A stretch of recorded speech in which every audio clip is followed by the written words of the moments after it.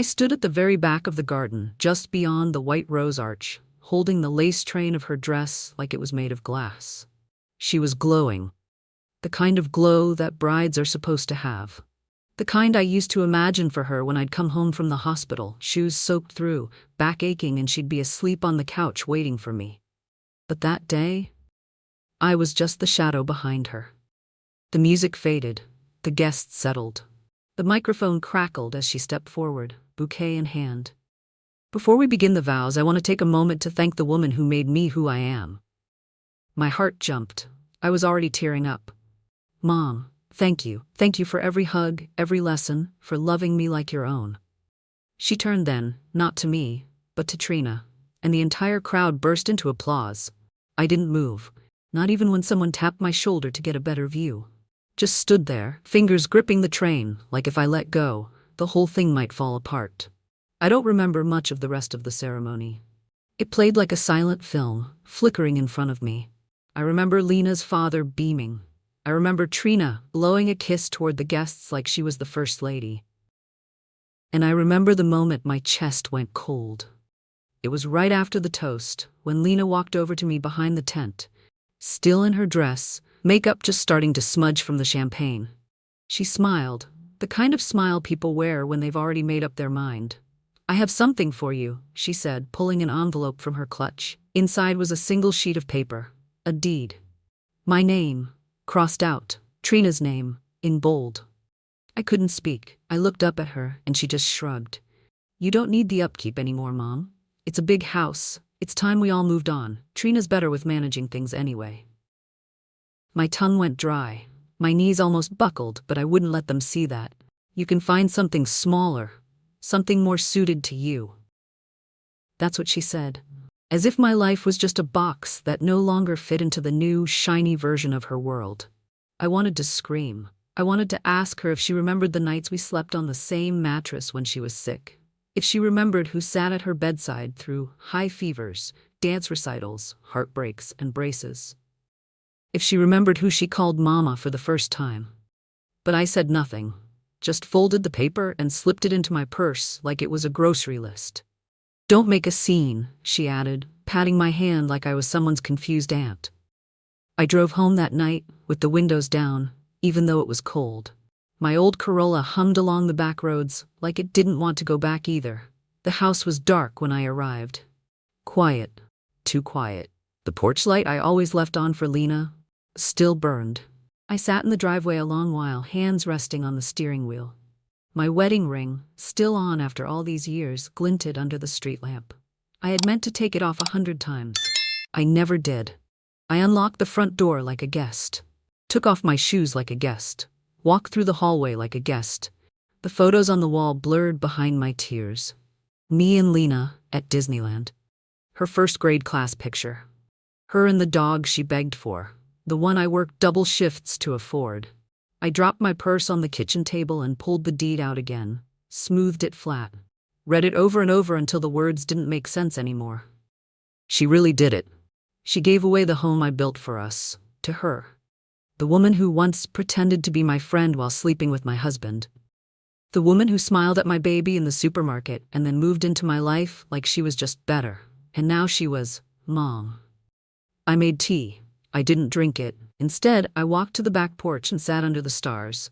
The wind had picked up, sharp and restless. I pulled my cardigan tighter and stared at the empty swing set, the one I never had the heart to take down. This is what it means to be erased, I thought. But then something shifted, something quiet, small, like a seed cracking open in the dirt. It wasn't rage, it was something colder, something cleaner, clarity. She wanted to rewrite the story of us. But I still had the original draft, and I knew exactly how it would end. The next morning, I woke up before the sun. Old habits, I guess. 30 years of nursing will train your body to rise before the birds. My joints ached more than usual, though I'm not sure if it was the rain in the forecast or just the heaviness in my chest. I made coffee. Real coffee, not the instant kind Lena used to complain about when she visited. The house was still quiet. Too quiet for a Sunday. There should have been noise, eggs sizzling, the Sunday paper rustling, Lena's laugh echoing from the living room as she watched some cooking show while I fixed breakfast. That's how it used to be. Before she became someone I barely recognized. I sat at the kitchen table and looked around. Everything in that house had a story. That kitchen island, built by my cousin Dale and me one summer when I couldn't afford to remodel. The ceramic pitcher by the sink? Lena made that in 8th grade pottery class. A lopsided thing with smudged blue paint, but I never had the heart to throw it away. There were ghosts here, not the scary kind. The kind that hang around in the chipped tile, the worn doormat, the smell of cinnamon and floor polish. And I kept them all close. I always did. I met Lena's father Raymond when I was 22. We were young, dumb, and too proud for our own good. He worked HVAC. I worked night shifts at the hospital. We barely made rent, but we were in love, or so I thought. Then came Lena. She was so small when she was born. I remember thinking I might break her just by holding her. But I didn't. I learned how to hold her just right. Learned how to balance a baby on one hip while running vitals with the other hand.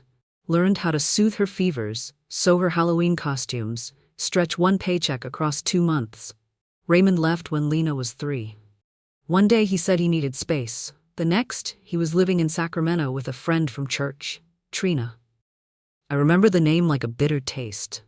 She had been at our barbecue once. Wore heels on the lawn and too much perfume. She laughed too hard at Raymond's jokes and brought a store-bought peach cobbler that everyone said tasted better than mine. I didn't think anything of it back then. But I learned. Raising Lena alone wasn't easy.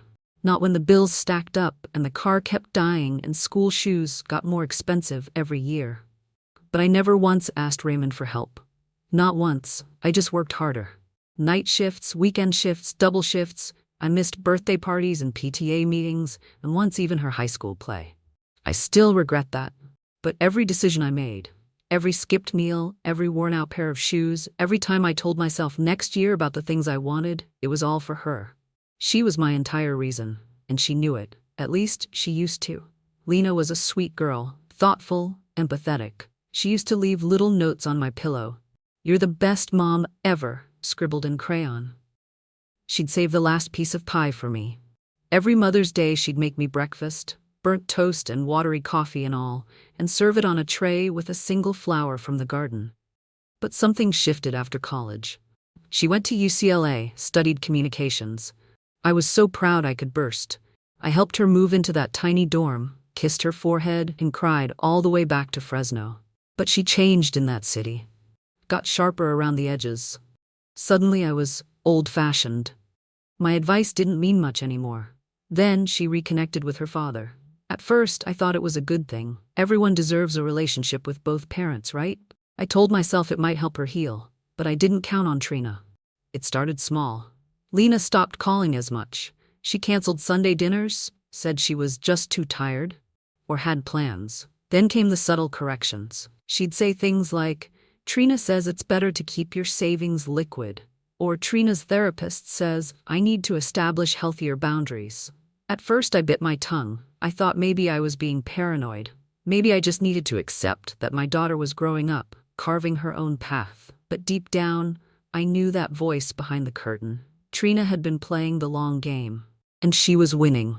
Lena stopped asking me for advice. She started showing up in clothes I'd never seen before, carrying bags from boutiques I couldn't pronounce. Suddenly she was drinking oat milk, going to Pilates, and using phrases like emotional labor. I didn't recognize her anymore, but I still made her favorite lasagna every time she visited. Still left the porch light on. Still kept her childhood bedroom just the way she left it, down to the glow-in-the-dark stars on the ceiling. One night, about a year before the wedding, I brought up something simple. I asked if she'd thought about where she and Andrew, her fiancé, might live after they married. "Maybe you could stay here a while," I said. "You know the house is plenty big." She smiled, but it didn't reach her eyes. "Actually, Trina says it's not healthy for couples to start out living with parents." She didn't say you. She said parents. As if I were interchangeable now. Then she asked, offhandedly, if I'd ever considered downsizing. "It's just, the house is a lot for you to manage, Mom. You're getting older." I laughed at the time, thinking she was just concerned. But that night, I didn't sleep well. I found myself locking the doors twice, checking the deed in the fireproof safe under my bed. Just in case. I started noticing other things too. Papers missing from the file cabinet. A conversation I overheard between her and Andrew about property taxes and splitting titles. She even brought Trina over for coffee once. Just showed up on a Tuesday afternoon with that woman smiling in my kitchen like she belonged there. Trina complimented the house, said it had great bones and a lot of resale potential. I smiled. I poured the tea. I didn't say a word, but something in me turned that day. Something I hadn't felt in years. Not anger. Not yet. Just a quiet understanding that something I loved, something I built, was being watched by people who didn't understand its worth. Be careful, Gloria, I remember thinking. You're not the only one who knows how to play the long game. The week of the wedding felt like I'd stepped into someone else's life. Lena had invited me, yes, but not like a mother is usually invited. No excited calls about centerpieces or dress fittings. No, can you walk me down the aisle, Mom, like I'd once dreamed of. Just a carefully worded text message that read, I'd love for you to come, Mom, but please, no drama. Trina's planning everything, so just follow her lead. It's her day too. Her day too. I read that line over and over, sitting at my kitchen table with the tea gone cold. I wanted to believe it was just a poor choice of words, that it didn't mean what it clearly did. But when I showed up at the rehearsal dinner, I knew exactly where I stood. It was held at a country club. Sleek, modern, the kind of place you needed reservations to breathe in. I wore my best navy blue dress, the one I'd saved for years in the back of my closet. I even had my hair done, a soft wave, just the way Lena used to say she liked it when she was a teenager. The moment I walked in, the hostess asked if I was catering staff. I smiled and corrected her. Mother of the bride. She blinked, checked her clipboard. Ah, yes, you're seated at table 8, with extended family. Table 8 was near the restroom. I sat beside Cousin Shirley and an old coworker of Raymond's. I didn't see Lena until she got up to speak near dessert. Thank you all for coming, she said. Voice bright, hands gracefully clasped. This week has been magical. I feel so lucky to be surrounded by family, especially my parents who've done so much to make this happen. She gestured toward Raymond and Trina, sitting at the head table like royalty. There was no mention of me. Not a word. My cheeks burned. I reached for my water glass, but my hand trembled too much to lift it. Shirley patted my arm gently, and I offered her a smile so tight it hurt. Later, Trina passed by my table. She leaned down with a saccharine smile and whispered, Thanks for helping raise such a wonderful girl. We'll take it from here. And then she was gone, off to toast with the real family. The day of the wedding, I arrived early, just as Lena had asked. I was told to help behind the scenes, which turned out to mean keeping quiet, holding hairpins, steaming linens, and answering questions from the planner that no one else wanted to deal with. Trina, in her champagne-colored gown, floated from room to room like a queen, giving orders and calling Lena sweetheart every few minutes. At one point, I stood behind Lena as she stared at herself in the mirror, veil clipped loosely in place. I reached to fix a strand of her hair. She flinched. Don't, Trina said to keep it soft around the face. I pulled my hand back slowly. You look beautiful, I said. She didn't answer. When the guests began to arrive, I was told by a coordinator to wait in the back. Not even in the front row. Just the back. The bride asked for privacy during the ceremony, she explained, not unkindly. I watched from behind a line of potted ferns, the scent of eucalyptus in my nose, my hands holding the lace of the dress like it might break if I let go. And then came the speech, the one that would sit in my bones for the rest of my life. Thank you, Mom, for loving me like your own. Everyone turned to Trina, whose arms had never rocked a feverish child through the night. Trina, who never sat outside a school nurse's office during flu season, or clipped coupons for back-to-school sales, or stood in a courtroom alone to finalize custody. The applause was thunderous. And I was still holding the bouquet they had asked me to fetch from the fridge. The reception was a blur. Music, dancing, laughter, all dulled behind the thick glass of my own grief. I was on my way out when Lena stopped me near the gift table. She handed me the envelope like it was a wedding favor.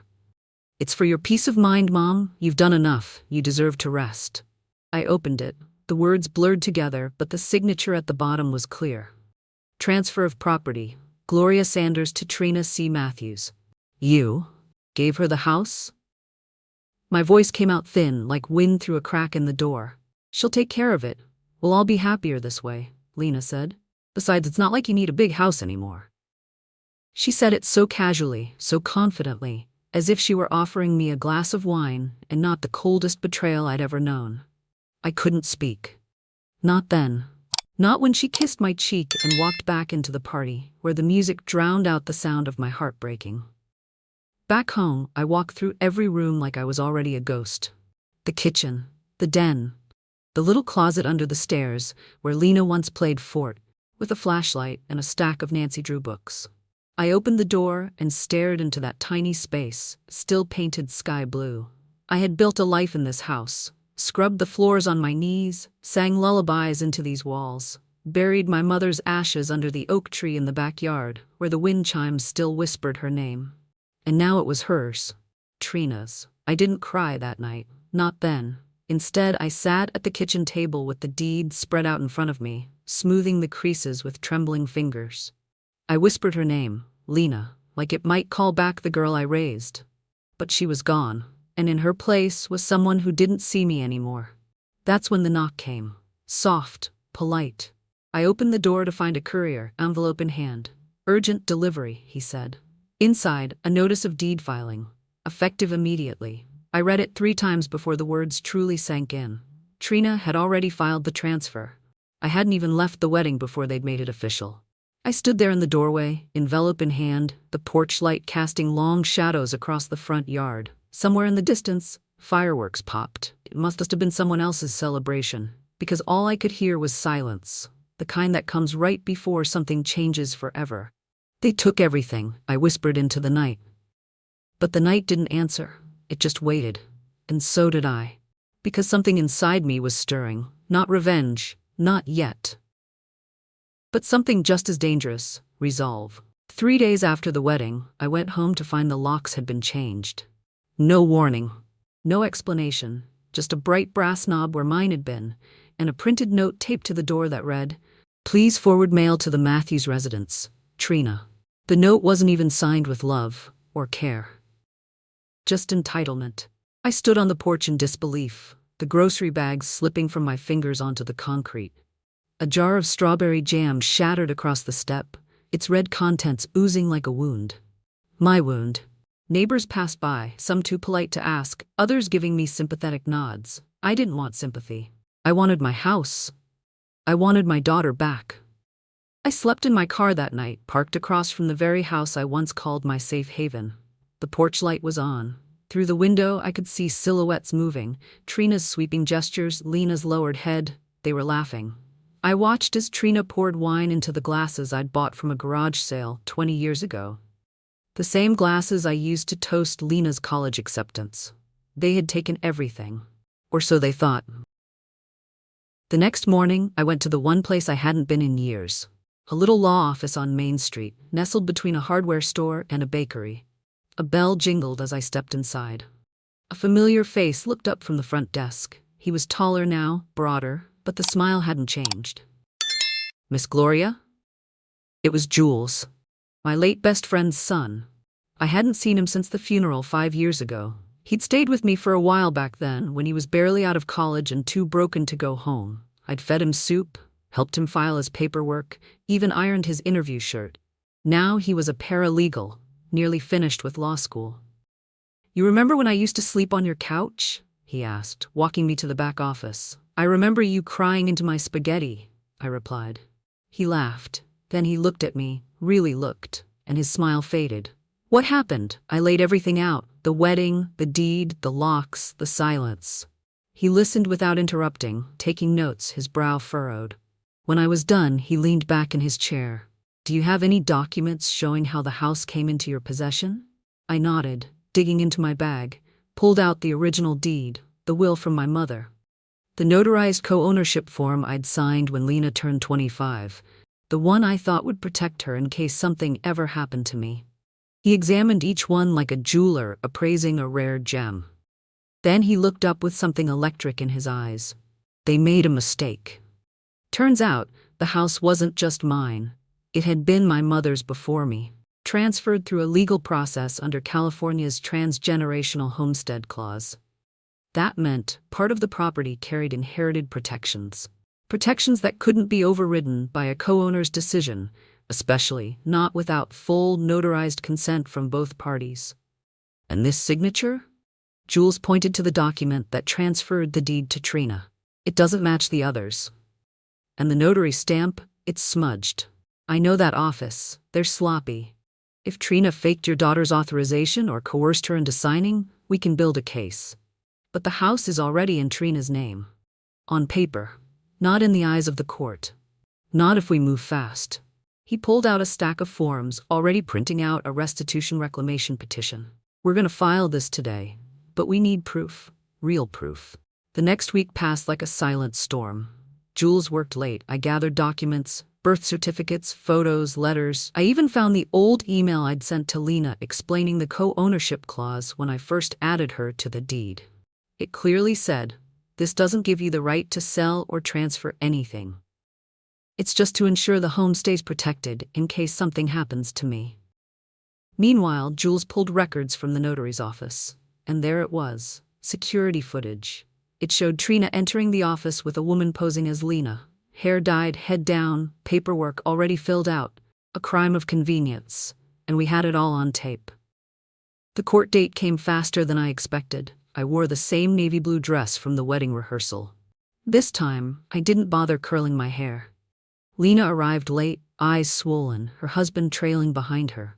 Trina walked in confidently, heels clicking, wearing a cream-colored blazer and a matching smug expression. She looked at me like I was a puzzle she'd already solved. But she didn't know I had already flipped the board. The judge reviewed the documents, then played the video. The courtroom was silent as the grainy footage rolled, revealing the impersonator, the forged signature, the notary barely looking up from her desk. Trina's face went from smug to pale in under 10 seconds. She leaned toward her lawyer, whispering urgently. Her hands shook. Lena wouldn't look at me. Just stared straight ahead, as if staring down the hole she'd helped dig. Then came the witness testimony. Jules stood with calm confidence. He spoke of the inheritance, of the co-ownership clauses, of the legal precedents protecting elderly homeowners from manipulation. "Your Honor," he said, "this wasn't just a property transfer. It was a betrayal built on deceit. Miss Sanders gave her life to raise her daughter in that home. She built that roof over their heads with her hands, her night shifts, and her broken back. And for that gift, they tried to erase her." The judge nodded slowly. "Court finds the transfer of deed invalid. Property is to be returned to the sole ownership of Miss Gloria Sanders. Restitution is granted, and as for the forged signature, charges may be filed pending further investigation." Outside the courthouse, Trina lit a cigarette with trembling fingers. Lena stood a few feet away, mascara running down her cheeks. "How could you?" she whispered, her voice brittle. I looked her in the eye for the first time in weeks. "I could ask you the same thing." She took a shaky breath. "I just wanted peace, stability." "You traded your mother for convenience," I said gently. "That's not stability, that's surrender." She didn't answer, just watched as I walked away. That evening, I returned to the house, unlocked the door, stepped inside. The air was still, like it had been holding its breath. I walked through the rooms, bare now. Trina had taken most of the furniture, even the curtains, but the walls were still mine, and so was the future. I stood in the living room and whispered, "I'm home." And this time, it answered back. A week after the court ruling, a formal envelope arrived at my mailbox. Inside, a legal notice giving Trina 72 hours to vacate the house. The wording was clear. Failure to comply would result in forcible removal and potential legal penalties for fraudulent property transfer. I didn't feel victorious. Not really. I just felt still. Like standing at the edge of a lake after a long storm, watching the water finally lie flat. I didn't rush to reclaim the house. I gave them their 3 days. On the morning of the deadline, I walked to the porch slowly, carrying a small stack of mail and a Tupperware of the banana bread I always made on Sundays. A habit I hadn't broken, even when I had nowhere to bring it. Trina's car was gone. Lena's too. But through the front window, I saw movement. boxes, a stack of picture frames on the floor, the drapes I'd sewn myself pulled down and thrown aside like they meant nothing. When I knocked, the door creaked open. Lena stood there, looking exhausted. Her wedding hair had faded, and her eyes were ringed with shadows. "Mom," she breathed. I said nothing. She stepped aside to let me in. The house looked different, cold. The photos of us were gone. In their place, abstract prints and magazine perfect minimalism. No warmth, no memory, just curated living. "She's not here," Lena said, placing a box on the counter. "She left last night, took the espresso machine and the dining chairs." "Did she take your spine too?" I asked gently. She winced. "I didn't know what I was agreeing to, okay? She told me it was just paperwork, that she was helping organize the estate so you wouldn't have to deal with it later." "She forged your signature, Lena, on 3 documents. That's not just helping, that's stealing." She didn't argue, didn't defend Trina, just nodded. I was tired. I was trying to balance both sides. "I thought you were strong enough to handle it." "I was," I replied, "but that doesn't mean it didn't break me." We sat in silence for a while. I watched as she packed the last of her things into a duffel bag. A few sweaters, a frame with her wedding photo. In the photo, she's smiling at Trina, the same way she used to smile at me. "You really loved her, didn't you?" I asked. She looked up, startled. I think I wanted to. I wanted to believe there was something good in her." "There was a time I believed that too," I whispered. She blinked, fighting back tears. "I was angry at you, for being distant, for always working. I didn't see what you gave up for me." I nodded slowly. "I didn't want you to see. I wanted your childhood to feel light, even if it cost me everything." Before I left, I placed the banana bread on the kitchen island. "This was your favorite," I said. "You used to eat the crust first, like it was a prize." She touched the container like it was a relic. "Will you come to dinner sometime?" she asked softly. "Maybe," I replied. "But not as an afterthought, not when it's convenient." She nodded, eyes downcast. "I understand." 3 days later, I was invited to a housewarming party. Trina's party. She'd relocated quickly to a gaudy mansion in the hills, funded by the remnants of my ex-husband's accounts and whatever favor trading she'd been doing behind closed doors. I wasn't planning to go. But then Jules called. "You should see this," he said. "It's worth one last look." So I went. The party was everything I expected. Champagne fountains, hired string quartet, glossy hors d'oeuvres on slate platters. But beneath the glitter the cracks were visible. Guests whispering in corners, curious glances cast in Trina's direction. Her smile looked too bright, forced. She spotted me from across the room and froze, her glass tilted slightly. A single drop of wine hit the floor. "Gloria," she said tightly, walking over. "What a surprise." "I was in the neighborhood," I replied. "Heard someone was throwing a party in a house paid for with stolen trust." Her jaw twitched. I smiled, not smug, just clean. "You always needed a stage," I continued, "but you never learned how to keep your curtain from catching fire." She glanced around, aware of the curious eyes watching us. "You're lucky I'm not pressing criminal charges," I added. "But that's not my way. You'll lose more from being known than from being punished." She said nothing, didn't blink, just watched as I reached into my purse and pulled out a small manila envelope. "This is a copy of the settlement terms. You'll want to read them. You're prohibited from contacting me or from entering my property ever again." "You really think this makes you better than me?" she hissed under her breath. I leaned in slightly. "No, but it makes me free." Then I turned and left her standing there, champagne going flat in her hand. That night, I returned home for good. I unpacked the last of my boxes, not many, just the essentials. A few family photos, my tea set, the Afghan my mother crocheted before her hands gave out. I stood at the window as the sun went down, watching the light hit the porch swing just right. Everything was still, but this time it didn't feel empty. It felt earned. Spring came early that year. The backyard bloomed in colors I hadn't noticed in seasons. Lavender by the fence, tiny white blossoms on the pear tree that had once held Lena's tire swing. I sat on the porch swing that morning, tea in hand, wrapped in my old shawl. The one Lena used to tug at as a toddler when she wanted to sit in my lap. The house was quiet again. But not the kind of quiet that aches. The kind that breathes. After everything, after the papers, the court, the goodbye, I chose not to stay. The house was mine, yes, and no one could take that from me again. But something inside me had shifted. I realized I didn't need to live in the past to honor it. I spent a few more weeks getting things in order, repainting the kitchen, fixing the front step, clearing out the attic. Then I listed the home for rent. Not for just anyone. For someone who'd understand what it meant to rebuild a life. Her name was Nia, 29, with 2 children and a spirit I recognized. Tired but fighting, she'd left a bad marriage and needed a safe space, somewhere with warmth in the walls, somewhere her kids could feel steady. When she walked through the house for the first time, she cried, "I've never seen a place that feels like it forgives you for starting over," she whispered. I handed her the keys that day, not as a handout, but as a hand up. Because once upon a time, someone had done that for me.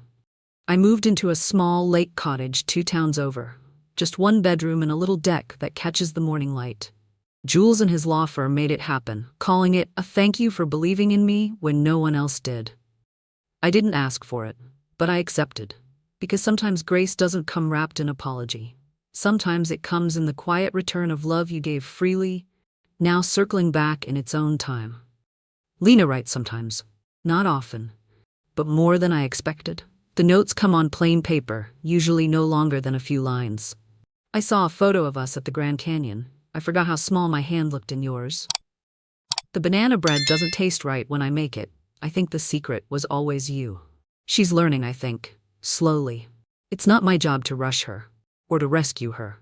I gave her my all once, now I give her my boundaries. We had coffee a few weeks ago, neutral ground, quiet cafe. She looked thinner, tired in that way that life humbles you. But her eyes met mine, and they didn't flinch. "I don't expect to be forgiven," she said. "Then don't ask for that," I replied. "Just start with respect." We sat in silence for a while. It wasn't heavy, just honest. Before we left, I told her something that had been sitting in my chest for too long. "You weren't supposed to be perfect, Lena. Just present. Just kind." She nodded, and that was enough for now. People think revenge is fire and fury. Courtrooms and shouting, slammed doors and shattered glass. But I've learned the most powerful revenge is peace. The kind you earn after choosing yourself. The kind that says, "I don't need your apology to move on. I just need my name back. And I have it now, on the mailbox, on the deed, and most importantly, in my own heart."